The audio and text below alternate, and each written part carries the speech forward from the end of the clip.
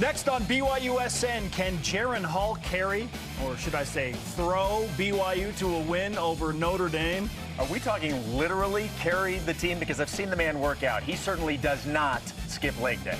Unlike a couple of guys on the desk who often skip leg day, like every day. Like by often you mean every day, yes. Welcome to BYU Sports Nation, presented by the BYU Store, official outfitter of BYU fans everywhere. I am Spencer Linton, and for the first time in the new Studio B on this desk, Jason Shepard. It is. This is, obviously, it's been around for about a month. I've seen the set. I've been around the set. But, yes, this is the first time that I am on a show on the brand new set, and it's amazing. I love it. Well, I guess I need to ask you. Yes. Did you skip leg day today in preparation for this huge moment in your life? I did, as a matter of fact. Look, if I could do a bench press with my legs, I'd do it. It's simple. You can. It's called the leg press. As simple as that. It's not as fun. All right. Speaking of things that are fun, how about we get to today's show lineup? Our totally unbiased Big 12 plus 4 power rankings. We'll get to those. B-Lo, Brian Logan, stops by Studio B. What do we really know about this Irish team? And women's soccer hosts San Francisco tomorrow night at Southfield. Leading goal scorer Breckin Mozingo will join us to preview the Cougars and the Dons. All right, let's get to today's headlines, baby. Beginning with BYU football taking on Notre Dame. The Cougars are the ranked team this time around. 7:30 Eastern, NBC National. BYU linebacker Peyton Wilgar on the Irish.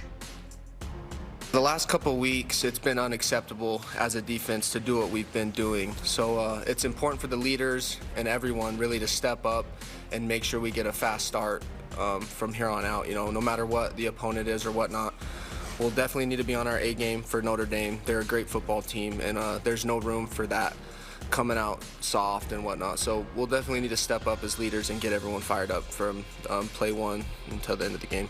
Okay, check that. Fast start. Hopeful for BYU against the Irish. I concur. Gabe Judy-Lally, his targeting appeal. We wondered about this late in the Utah State game. It was successful, which means he does not have to sit out the first half against the Irish. Great news for BYU's defensive back room. He will play against Notre Dame. Yeah, that's certainly big news to be able to have him in the lineup from the opening kick.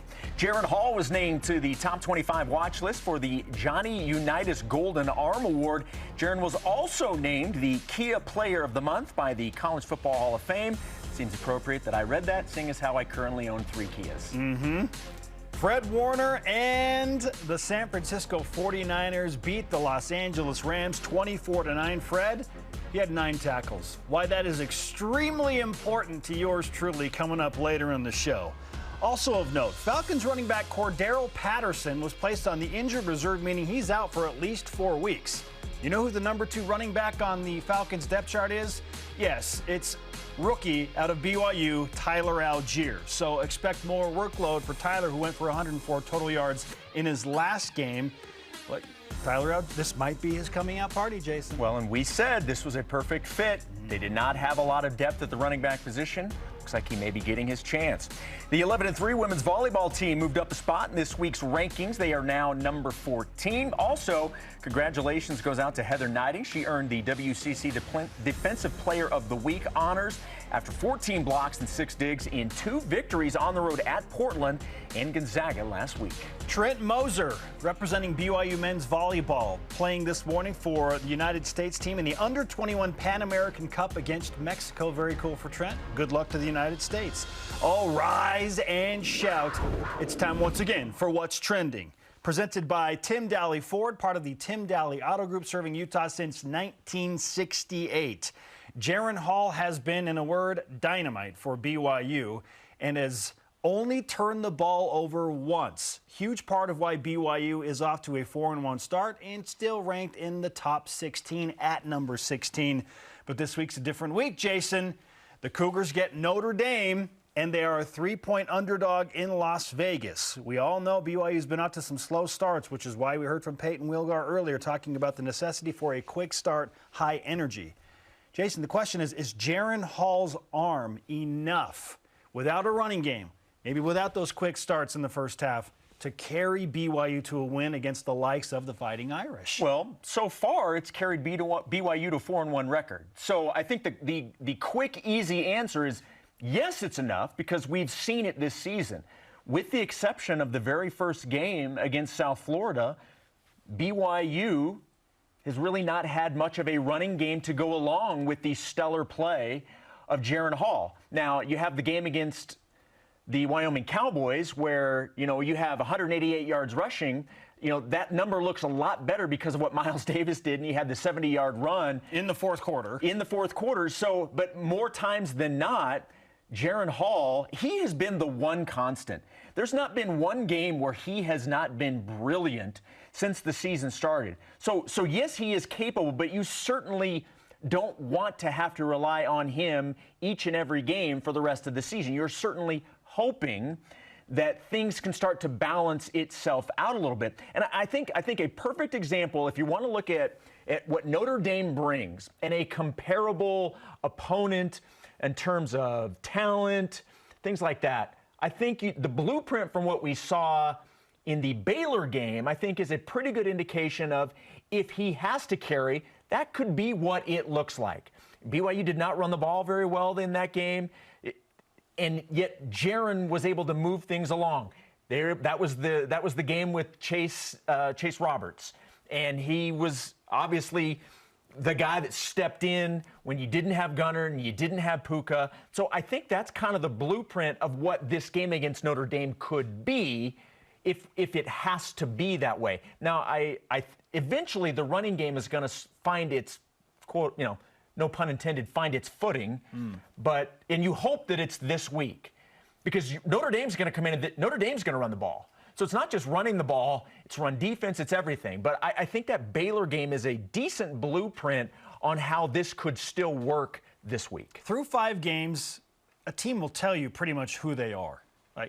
We're far enough into the season that we kind of feel like we know who BYU is, which is Jaren Hall, outstanding quarterback, Mr. Even Keel, will deliver every time.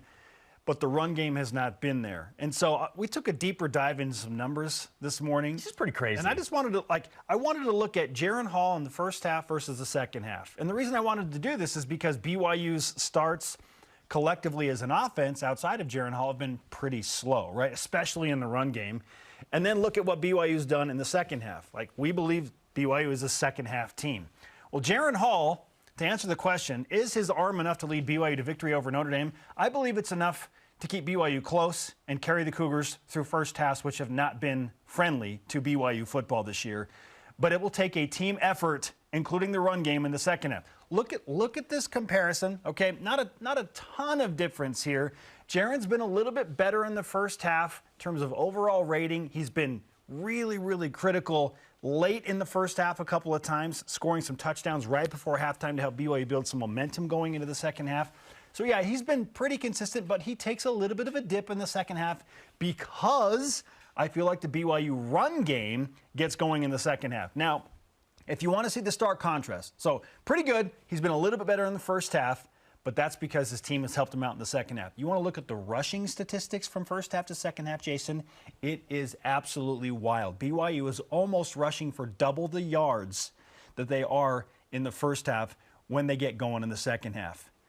And how about this? 10 total rush yards for BYU in the second quarter of this season. I'm sorry, what? That's a remarkable number. Excuse me, what? you have 10 total rush yards in the second quarter in 5 games combined? What in the world is happening there? So it has been by necessity that Jaren Hall is quite literally carrying and throwing BYU to stay close in these games, and then BYU gets going as a team. But BYU is a second-half team right now. Jaren Hall can't do it by himself the whole game, Jason. The run game is going to have to show up at some point. And the blueprint, to steal a word from you, is that, hey, stay close. If BYU is a second-half team, just stay close in the first half. Hopefully the defense can bring it. Jaren will do his thing because he's super consistent.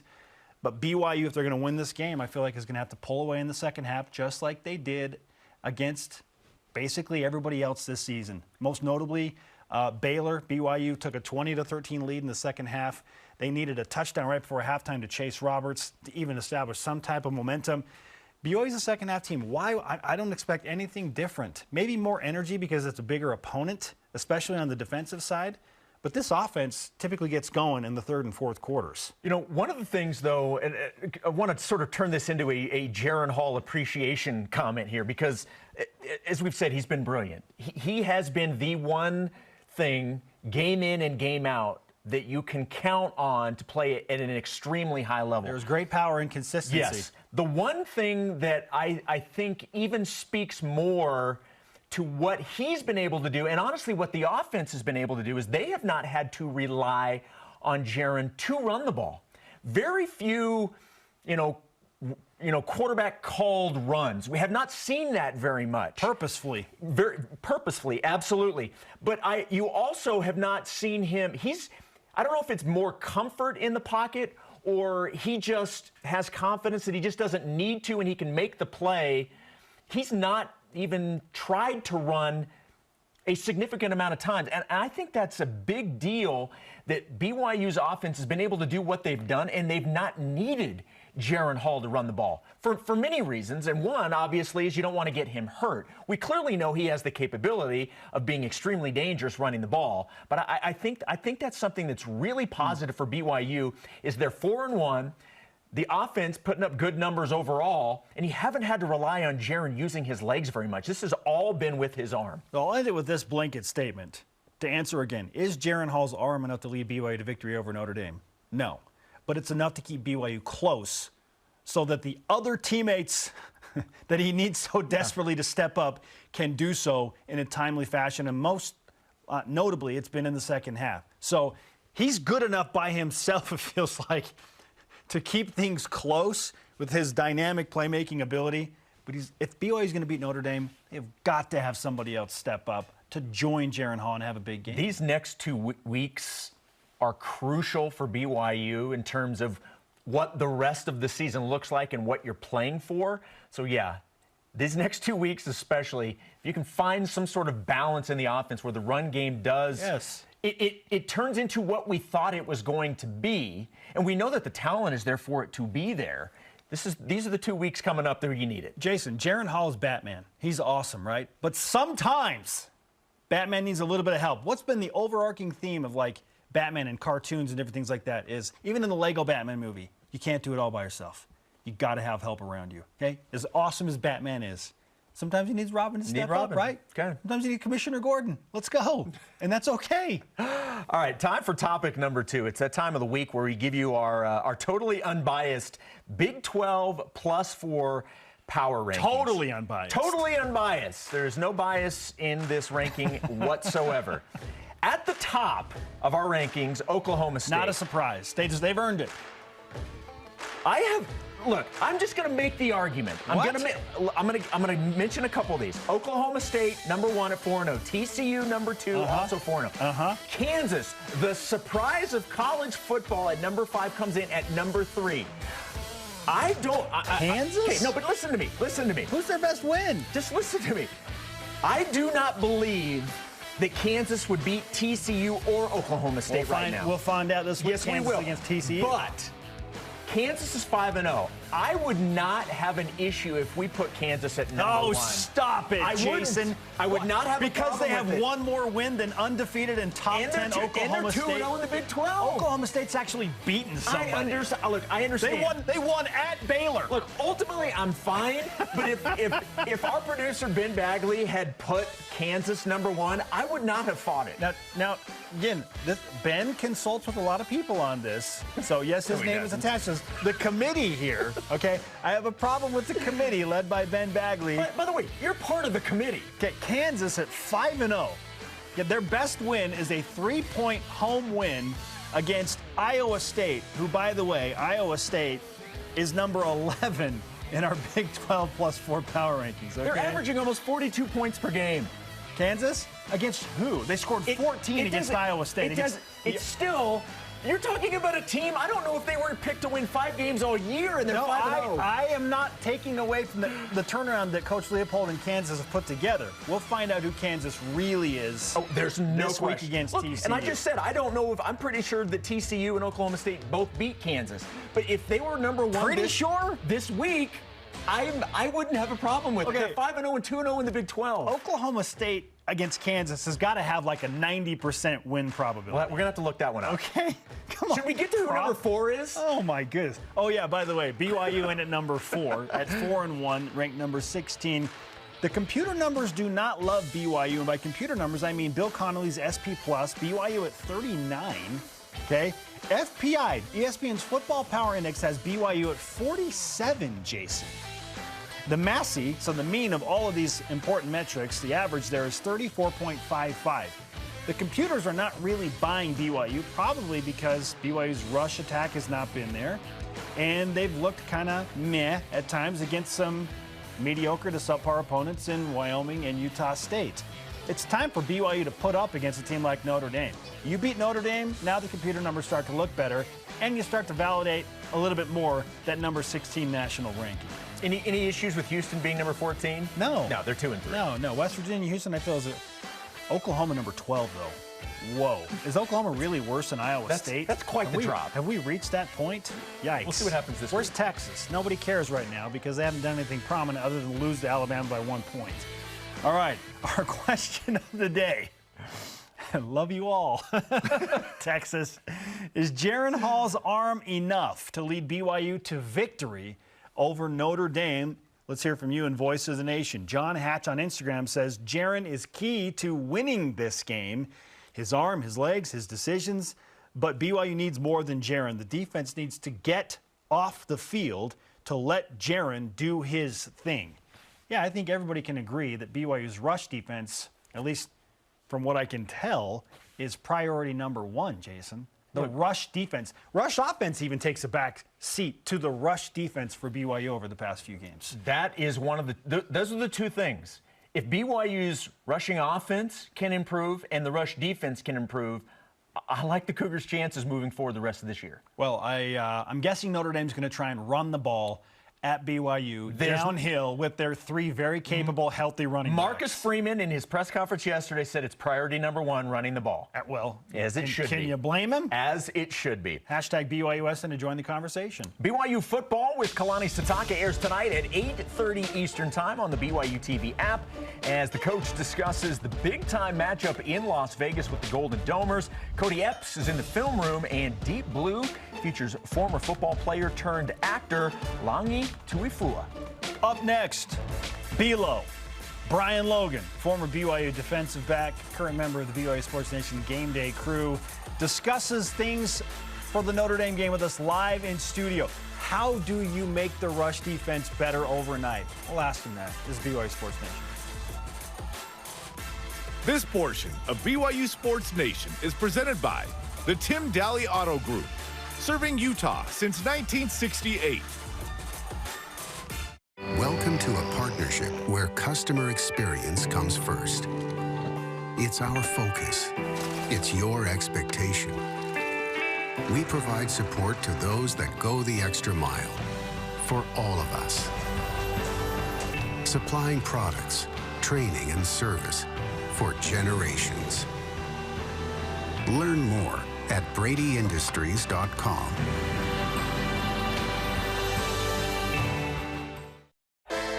If you're looking to build your brand awareness and increase market share as BYU moves into the Big 12, this is the place, BYU Athletics. We can provide the tools you need to make sure your company is seen and heard. BYU Athletics is where you can align your products and services with loyal fans that cheer for our Cougars. And they can also help your business win. Learn more about what a partnership with BYU Athletics and your company will look like. After all, this is the place. Email sponsorship at byu.edu today. Tim Daly Ford in Spanish Fork sells Ford vehicles including the F-150, the pickup designed for work and play. Tim Daly Ford maintains a large inventory, providing more choices for selecting an F-150 with the power and engineering to carry and tow heavy loads. The F-150's design offers comfort, safety, and a range of options to choose from. Think Ford, think Tim Daly Ford in Spanish Fork.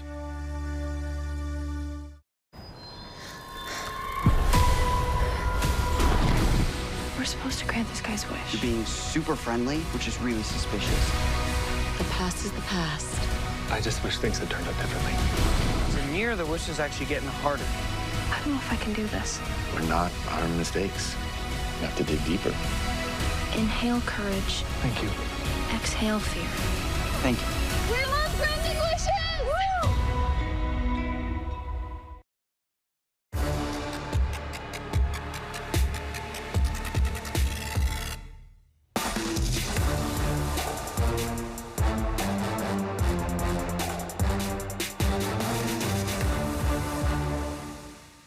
We are live in Studio B with your day-to-day BYU sports play-by-play. I am Spencer Linton. To my left sits Jason Shepard, and just across the way is our good friend Brian Logan, the man, B-Lo, in Studio B. Is this the first time you've sat in that chair? This is the first time, yeah.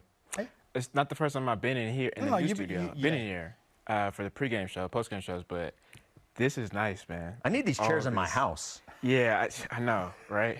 Look, if you want to sneak some, shoot me a text. Yeah, Brian. Shoot me a text. I know you're a man that appreciates style and interior design and whatnot, Yeah. so it feels appropriate to start with this question. BYU unveiled a brand new uniform combination for the Notre Dame game. Okay, the blackout uniforms are coming back, and then the helmets, that ombre effect that starts royal and then kind of fades into black. They did so in like crazy classic style, teaming up with UFC, and I mean, it's unbelievable what they've done. What do you think of the uniform combination BYU has selected for the Notre Dame game? I don't think there's ever been a moment since I've stopped playing where I was jealous of a team or a player. More jealous. Like I was like, ooh, and then I was like, dang.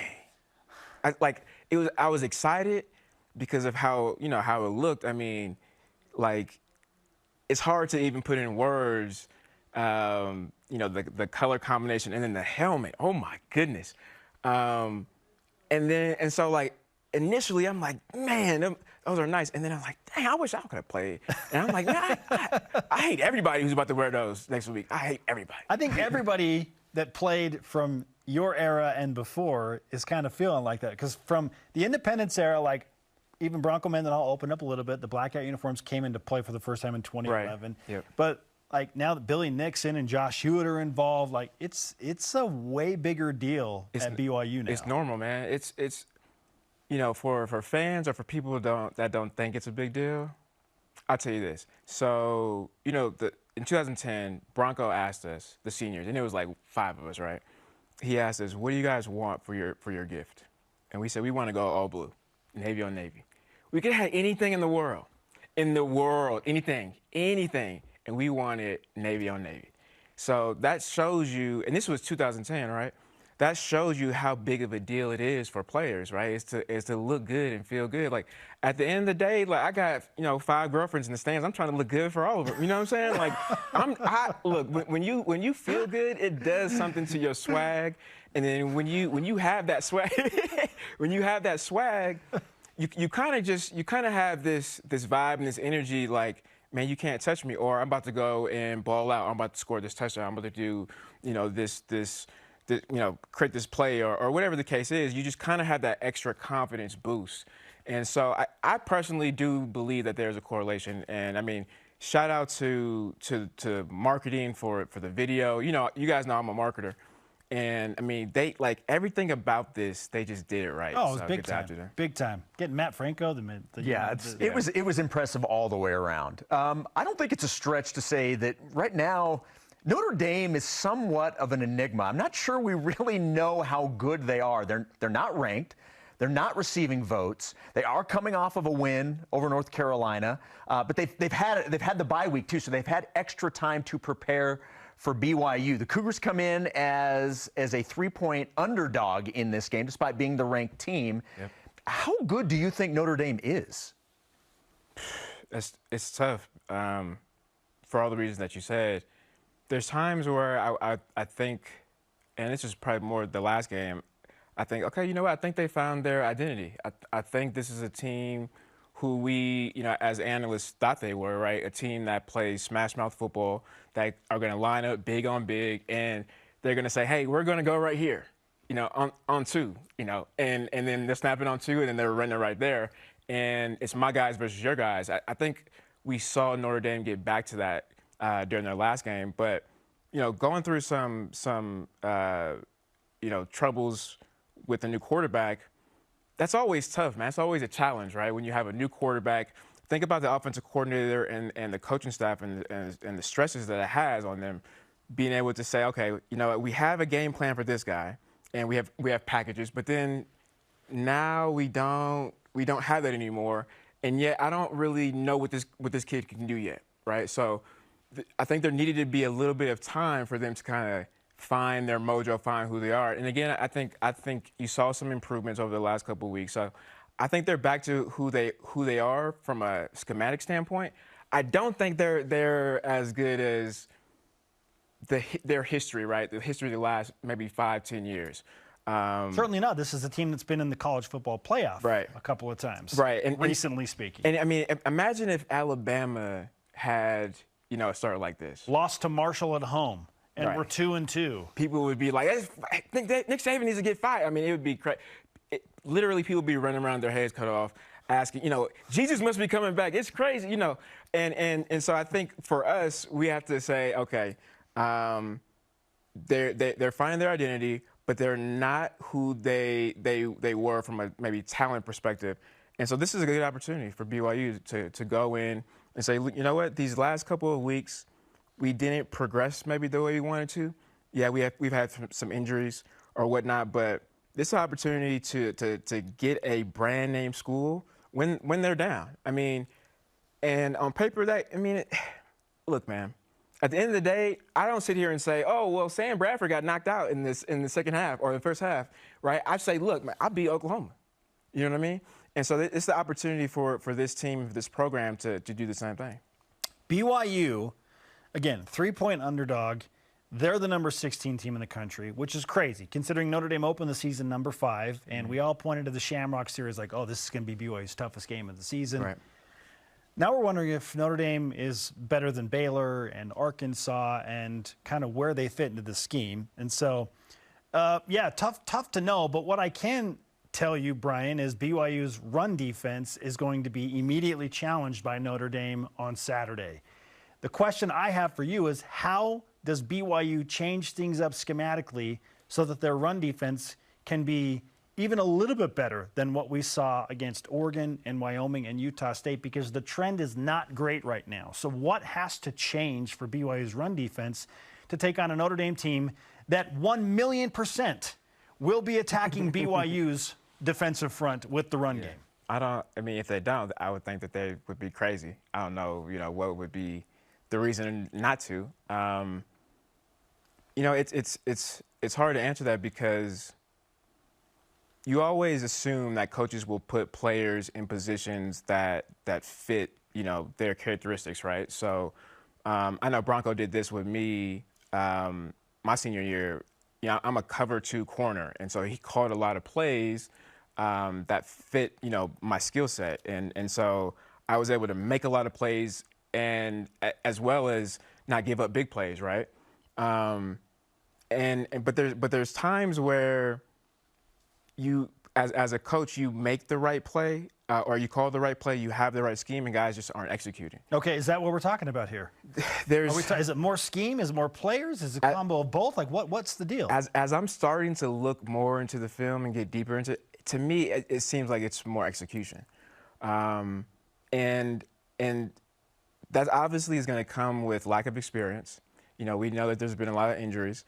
And so when you have younger guys out there playing for the first time and playing against quality opponents, I'm not saying that Utah State or Wyoming is, a top 25 school, but, Wyoming is a quality opponent, right? They're going to battle. They're going to be physical. On paper, you would say, okay, our guys need should be able to win these one-on-one matchups in the trenches. However, execution from my standpoint has to do with technique, right? So being in the right position, having the right technique to win your one-on-one matchup. If you're not doing that, the talent kind of, in my opinion, it's irrelevant. Look at me. I'm 5'6". I'm a 5'6" corner, and I win a lot of my one-on-one matchups. But because my execution in regards to technique, alignment, IQ, right? I knew what was happening before every play. When we are watching the game, pre-snap, right? What do I say? I go, up, it's going here. And same thing with Nixon. Me and Nixon, up, it's going here, up, it's going here, up, doing that, doing this. And so when you don't have that, and again, my opinion is because it's the experience, right? You have younger guys. It shows up, you know, on film as if guys are getting blown off the ball, right? It shows up as if it's a talent gap or maybe a scheme issue, but I really believe it's more execution. Okay, so 2 options here for this question. Which one do you think takes priority that has to get on track this week and moving forward? Is it the run defense or is it the run offense? I mean, BYU has Jaron Hall, so I mean, I would say the run defense. See, and I'm with you. Like he's good enough to kind of keep the team close. I think that's the right answer. You need something from the rush offense, but the run defense, like. I mean, do we though? Do we? I mean, okay. So against Baylor, what, 83 yards? 83. And I would say that Jaron beat Baylor with his arm, right? Game-winning touchdown was a touchdown. They haven't needed him to run. He has not run the ball this year. Right. He has beat teams with his arm. Yep, and I think a lot of that is by design, right? Making sure that he's healthy. You can even tell when he does take off, he maybe 1-2 yards and then he's down, right? Which is good. We need him for the long road, but I'm more confident in Jaron's arm than I am the defensive line being able to stop the run. If guys are healthy, the perfect ideal situation would be the Baylor game, right? When you look at the matchups, you know, Notre Dame and what they try to do from an offensive standpoint matches up well with BYU's personnel and what they're trying to do defensively. Again, I think the biggest thing is the health, and so even if guys are rotating, if guys aren't 100% healthy, I believe scheme versus scheme, the BYU defense has a better chance than the last couple of weeks. All right. Brian Logan with us on BYU Sports Nation. Bilo, good to see you, man. Always a pleasure, man. Anytime. After further review, breaks down the X's and O's of the Utah State victory and previews winning matchups against Notre Dame at 7 Eastern tonight on the BYUtv app. And hey, Jaron Hall isn't the only BYU NFL draft hopeful that experts are talking about. What's the latest on Blake Freeland from a notable NFL guy? We'll tell you next on BYU Sports Nation. BYU Sports Nation is presented by the BYU Store, official outfitter of BYU fans everywhere. Dexter & Dexter is a full-service law firm offering a wide range of legal services. Since 1995, we have helped more than 20,000 Utahns both to navigate life's challenges and to make the most of life's opportunities. From auto accidents to criminal defense, and from bankruptcy to family law, we are passionate about shouldering your burdens. To learn more about scheduling a no-obligation consultation, visit dexterlaw.com. Trio Orem Senior Living believes in empowering seniors to live life to the fullest. We help eliminate stress out of daily life when you live at Trio. Less time focusing on housework means you can socialize at one of our many events, with safety in mind, of course. And did we mention our spacious apartments with modern amenities? Learn more about setting up a private tour at trioorem.com. BYU Food to Go's convenient location at 2191 North Canyon Road in Provo makes bringing popular BYU foods to your next event easy. Everything's ready when you need it at the drive and load pickup. You drive in and they load no matter the weather. And stop in the on-site creamery for great BYU chocolate milk and ice cream. BYU Food to Go, bringing campus to your table. Call for details, 801-422-5001.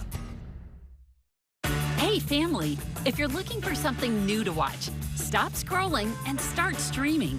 BYUtv has a ton of great options to binge together. From bold adventure to family drama and even a little fun, there's something for everyone.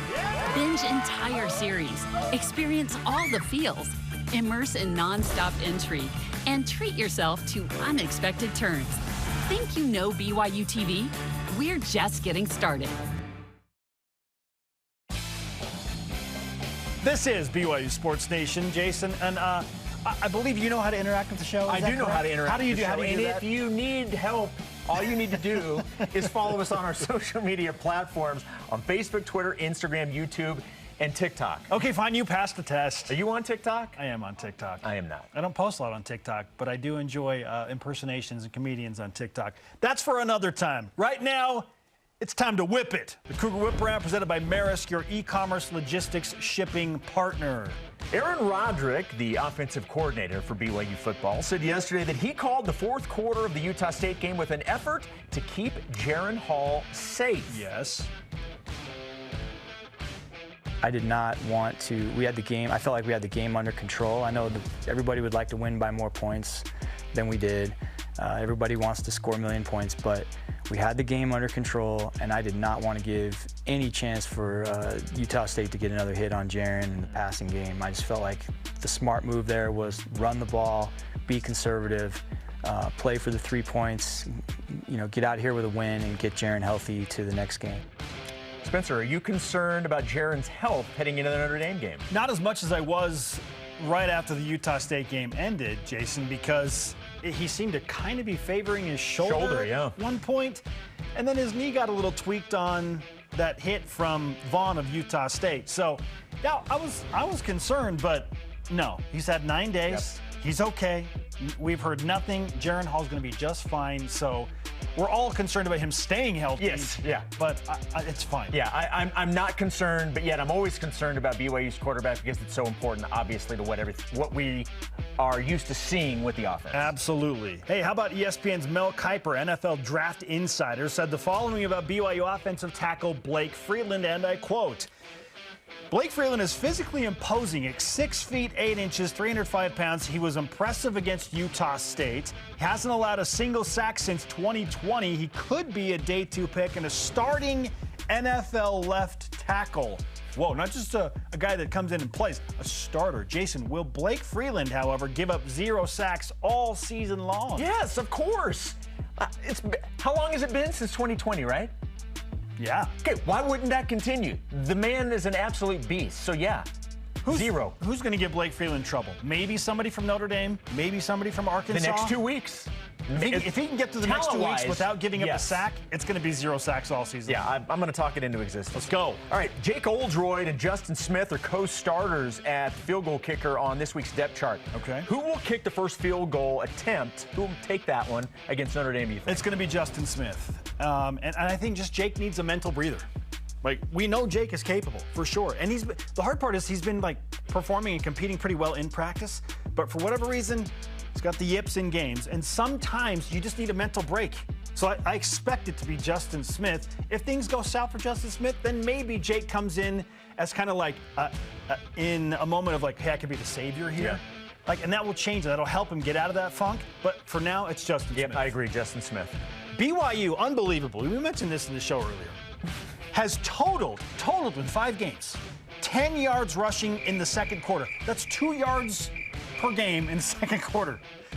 Will they have more than 10 yards rushing in the second quarter against Notre Dame? So more than the 10 total. Yes. It's 10 or more against Notre Dame alone. Yes, I think they will. That stat is unbelievable. That's a thing. That's really happened. What? But yes, that cannot continue.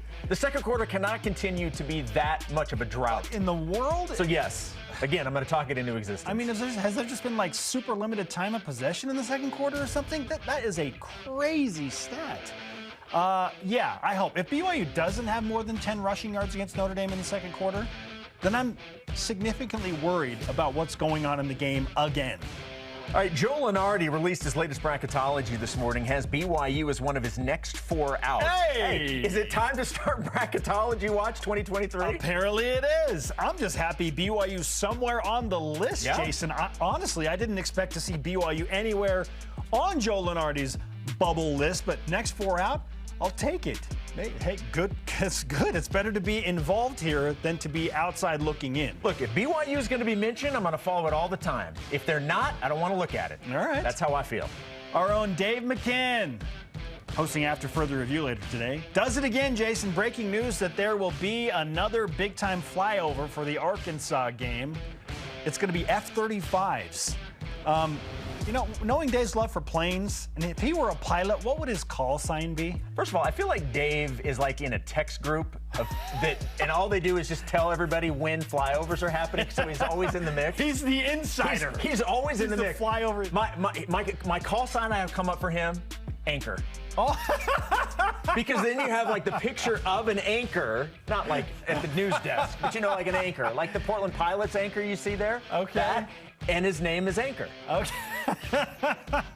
That's really good. See, for me, it's just simple. His call sign should be flyover, like straight up. That's what he does. He tells us about the flyover. This flyover. Okay. All right. All right. Greg Wrubell is joined by BYU offensive coordinator Aaron Roderick and special teams coordinator Ed Lamb. It is available on demand right now at BYUSN.com or on the BYUtv app. Up next, BYU women's soccer phenom Breckin Mozingo leads the team in goals scored. I think it's 6, Jason.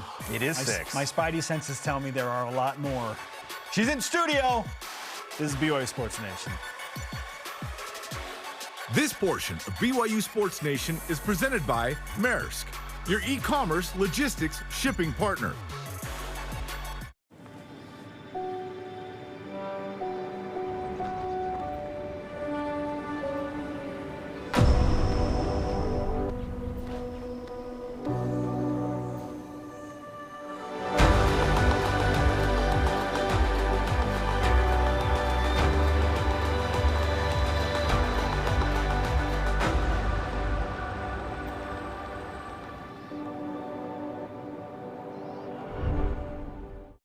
Introducing the truck for adventure. The all-new 2022 Nissan Frontier doesn't compromise on power or comfort. This midsize truck was redesigned to incorporate the latest technology and designs for safety, comfort, and convenience. Plus, with up to 6,700 pounds of towing capacity and best-in-class horsepower, it's rugged enough for adventure and still safe enough to transport all your favorite people. Where's your new Frontier? You'll find it at Tim Dowling Nissan Southtown and South Jordan.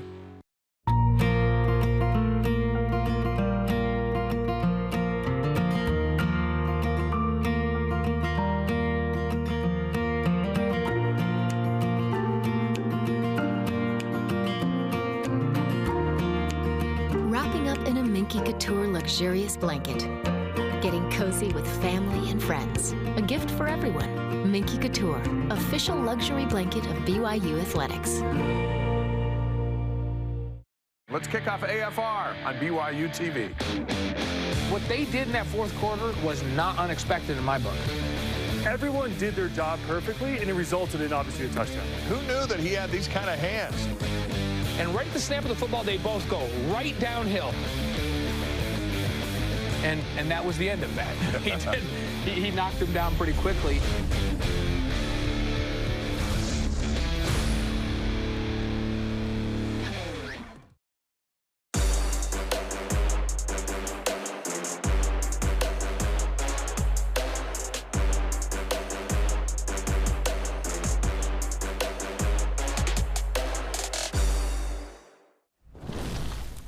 Using context clues, I bet you know who our next guest is going to be.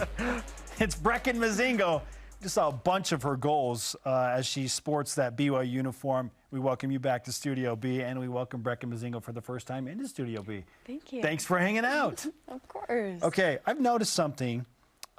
You're all in, not just for soccer, but like you support your fellow Cougars, and I think that's great. I see you on the front row of, I feel like, every BYU football home game. Yes. Okay. I'd like to point out that BYU football is undefeated at home this year, and I feel like you're like the lucky fan. Maybe. Are you the reason? Are you the reason? Maybe I am. It could be a reason. Can we get Breckin like a 50-yard front row seat at every home game? Can we just go ahead and make that happen? Is that cool? All right, David Almodovar, I'm looking at you, brother. Look, I don't know if there would be time for you to go to the Notre Dame game and then still get to Stockton for Saturdays. Oh, but yeah. I mean, if you're the lucky charm, we may need to work on that. I mean, were you at the Oregon game? No. No. Oh, and what happened? See, we see it. What happened? Okay. Yeah. Can we get a private jet scheduled for Breckin to go from Vegas to Stockton? I would like that. Like, let's go. Okay. So now I told you before we started that I have been wanting to ask you a question for about 2 months, and for whatever reason, even as much as I'm around you guys, I have never asked. I'm finally getting that opportunity. You switched your number. I did. So you were 5 before. This year you're number 13. Yes. Why the switch? Well, I grew up with number 13 my whole life, and also there's kind of like this cool thing that I like did like in elementary school. Like if you write 1 and 3 together, it creates a B. Oh. So that's the first letter of my name. Okay. But yeah, I really like the number 13 just because I've grown up with it. It's just my lucky number, I guess. Well, again, okay. It's the lucky number. 13 by nature feels lucky to a lot of people. You're the lucky fan. It's all coming together here, right? Use that on the broadcast on Saturday. Yeah. Yes, please. As a matter of fact. Okay, now I know, and I've talked to you after a football game, no less, kind of about like how you feel about how the season's going overall. I mean, you've been to the high, almost the highest of highs. You played in the national championship game last year. It was wild. And that team worked through some frustration early in the season. You're kind of in a similar situation this year. So how would you explain your emotions at this point of the season? I'm sure everyone on the team is a little bit frustrated and a little bit discouraged, but at the end of the day, like, we need to realize that we still have a tremendous opportunity to make it into the tournament. And it just takes us locking in and buying in and remembering what we did last season, remembering who we are as players and why like Jen picked us to even be at BYU, and just staying present in the moment, I think, is what is going to get us there if we really apply ourselves to those 3 main principles. You have been on a tear. You lead the team in goals with 6. How have you embraced that role this season? It's kind of nerve-wracking because I'm like, obviously I kind of grew up as a forward, and like that's kind of been like my role to just try and provide for the team or do like the best I can to put points up on the board. But like kind of being moved back to like a withdrawn / midfielder coming into BYU, it was kind of different because my roles were a little bit different. I was more held back. And then all of a sudden, like, this season comes along and like I'm finding myself more in those opportunities to take shots. And I don't know, like, it's definitely different, but at the same time, it's scary because it's like I put that like pressure on myself, like, okay, you know you can score, like, now it's like, okay, you need to continue to do that if, like, to the best of your ability, you know? It's one thing to take those shots, it's another to make them. And you've made 5 of your 6 goals have come from outside the 18, which is just wild. I mean, it's like you're scoring from long distance. You're like Steph Curry on the soccer field, okay? Oh, gosh, I really like him. Okay. So that's like amazing that you're comparing me to him. Right? Like, it's a long distance, like, striker here. Is this something you practice? Like, were you planning on taking lots of shots outside the 18? What's the deal there? I've always known that, like, I've kind of had, like, stronger legs, if that makes sense. And, like, I just know, like, I've practiced them, like, all throughout my life, especially all throughout high school. I would go around the 18, like, all the time, and then also take shots within the 18, which I honestly haven't found myself in that, like, part of the field that much, which is, like, inside the box, that kind of area. So I've just found myself more around the 18. But I have practiced them a lot, but I don't know. It's just, we aren't encouraged either in practice to take them outside the 18, but for some reason I'm just taking them. Hey, opportunity knocks. Yeah. There's a chance. They keep finding the back of the net. Yeah, I guess so. Well, I want to ask you another role question, because one thing that I've noticed, this is obviously your 3rd season here at BYU, and so I've noticed sort of that leadership role, you know, becoming more and more a part of what you do. And I see there's a lot of freshmen on this roster, and I've seen you, you know, interact with them. How much of that part of the game have you embraced this year? I love it. Like, I've never really had a problem with, like, age gaps or whatever class you're in. Like, if I vibe with you, I vibe with you, if that makes sense. And some of the people I'm vibing with this year are some of the freshmen, and they're awesome. And it's just kind of fun to be around them and their energy because they bring a lot of it. Breckin Mozingo of BYU Women's Soccer is with us on BYU Sports Nation. Jason said he had a question he wanted to ask you for a long time and did. I'm going to give you some more material after this question, okay? Okay. Breckin, why did you leave UCLA in that powerhouse and decide, well, BYU is the place I want to be? To be honest, it was just the way that things are lining up in my life to bring me back here. Like, there were too many coincidences and, like, ways that I was seeing God's hand in my life for me to not take the opportunity, if that makes sense. I wasn't necessarily like happy at UCLA. Like I loved it, loved the girls, loved the atmosphere, loved the experience. But at the end of the day, like I was just my family.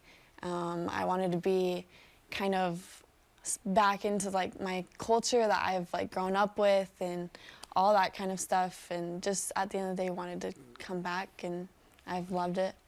And I don't regret it. And no, we don't have Rodeo Drive. Yeah. But we got rodeos. Yeah. Yes, true. Well, look, and you get to come back and play at BYU that just happens to be one of the best programs in the country, too. There's that part of it as well. Yes, true. Yeah. Brecken, congratulations on all of your individual success. Here's how it works. When you come on the show, you get BYU Sports Nation karma, okay? Now, you take that karma, and you're already playing at an amazing level, but with the karma, you go the next step up, okay? Really? This is what happened. It's documented history. Yes, It is thanks for bringing me on then. It goes all the way back. And you ask Ashley Hatch if the BYU Sports Nation karma works, and she will tell you how real it is. I'll DM her really quick right after this.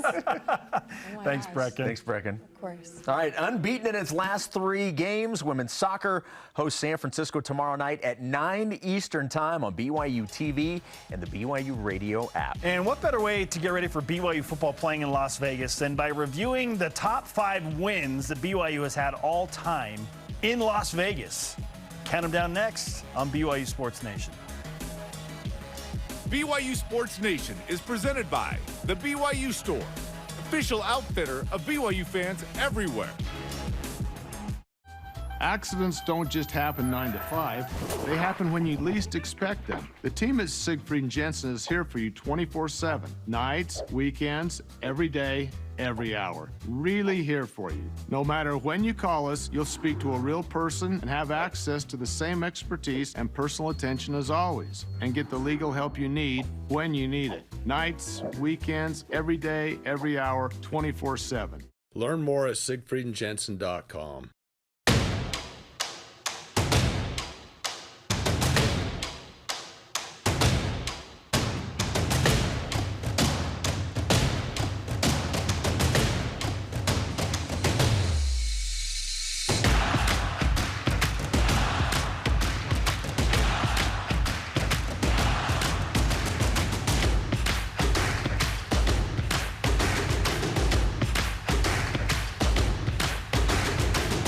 This is your guys' song.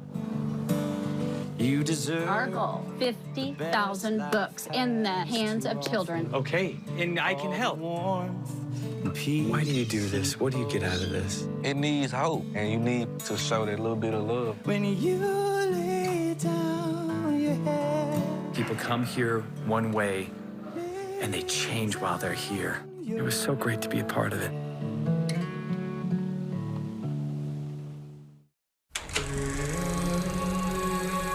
I was 4 years old when I left Zambia. My dad was born in Sheila, in the south of Italy. My mom is from Slovakia. We haven't really talked about it, never, not once.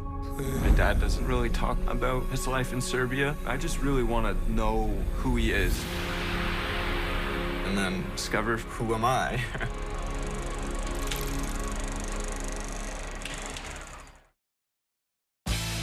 This portion of BYU Sports Nation is presented by Mountain America, the official credit union of BYU Athletics. BYU Sports Nation is on demand. Download the BYU TV and BYU radio apps today, or you can download the podcast on your favorite podcast platform. While you're there, please subscribe, rate, and review. And if you don't mind, please rate our Top 5 Tuesday, presented by Delta Airlines, as we look at the top 5 wins all time for BYU football in Las Vegas. Jason, start us off. Number 5. We go back all the way to 2001, where UNLV was ready to hand BYU its first loss of the year. The Cougars drove down the field for 91 yards, the game-winning touchdown thanks to Brandon Doman's scramble for the score, topping the Rebels 35-31. Look at him go. Oh, the undefeated dream was still alive after that night in Vegas. At number 4, BYU and UCLA in the Vegas Bowl. This was a rematch of a game earlier in the year, remember? Austin Collie had a huge game, 100 yards and a score. The Bruins would try a field goal late, and big Ethan Manu Maleuna had other plans. The big paw up there, Jason. blocked a field goal. BYU wins 17-16, exacting their revenge after an earlier loss to the Bruins. Number 3, the 2009 Vegas Bowl win over Oregon State. 44-20 was the final score. The Cougar offense exploded for 44 points in that win. Max Hall had 3 passing touchdowns on the night, his last game as a Cougar player. Remember there were like gale force winds in that game? The wind was unreal. There were like a 7-yard punt in that game or something. Crazy stuff. Okay, number 2, the 2006 Vegas Bowl coming out party for BYU against the Oregon Ducks. Oregon's head coach Mike Bellotti said before the game that BYU couldn't handle Pac-10 teams week in and week out. Handle this, Mike! The Cougs blew out the Ducks 38-8. How's that for a mid-tier Pac-10 program? I wonder what Mike thought about that last year, too, by the way. Number 1, sitting at number 1 is a classic BYU overtime victory. The Cougs faced the Wyoming Cowboys all the way back in the 1996 WAC championship game. The Cougars scored a late field goal to force overtime, and then Ethan Podgman nailed another one to clinch the victory 28-25 in OT. I remember thinking, I wonder if these bleachers are going to be able to handle the celebration after Ethan Podgman made that field goal, because that's where I was sitting, in those makeshift bleachers in that end zone. It was chaos there, and as a 15-year-old, I was like, please don't break. I better rush the field. I better rush the field here. Well, hopped down from the 3rd row, ran onto the field. That was an unbelievable. You did rush the field then. You were on the field. Yeah, so I could not die on the bleachers. What did you do on the field? Ran around and just found any BYU fan that would hug me. I don't know. Just asking random people for hugs. Looking for BYU football players. Can I have a glove? All right, our question of the day. Is Jaron Hall's arm enough to lead BYU to victory over Notre Dame? Our elite voice of the day presented by PAX Healthcare Elevated. Adam Mon on Instagram says, I want to say yes, but to put all that on any quarterback is a lot for every game. I'd love to see more Miles Davis helping him out, though. I'll take any running back, Jason. Chris Brooks, Lopini Katoa. Running back by committee, all of them. Downhill rushing attack. No more kind of zone scheme. Just let him get downhill. Put Houston Heimuli in there, run 2 fullbacks, and just let BYU try and pound it right back at Notre Dame. I'm excited to see how the offense approaches the run game this week. Certainly, and the run defense for sure, yes, right? Absolutely. Today's Rise and Shout Out presented by Mountain America, the official credit union of BYU Athletics. I'd like to give it to my friend Fred Warner. It's not for the reasons most of you would think. Okay. On his 9th and final tackle last night, he gave me a 1-point fantasy football win over Jerem, thus allowing me to keep my pristine 5-0 record intact and keep Jerem winless in fantasy football. Fred, here's to you, my friend. Woo! Our thanks to today's guests, Brian Logan and Breckin Mozingo. Conversation continues 24/7 on Twitter, Instagram, and Facebook. Plus, get all your BYU sports content on BYUSN.com. For Jason, I'm Spencer. Shout out to Jamal Willis. We'll see you for Kalani Sitake and after further review tonight.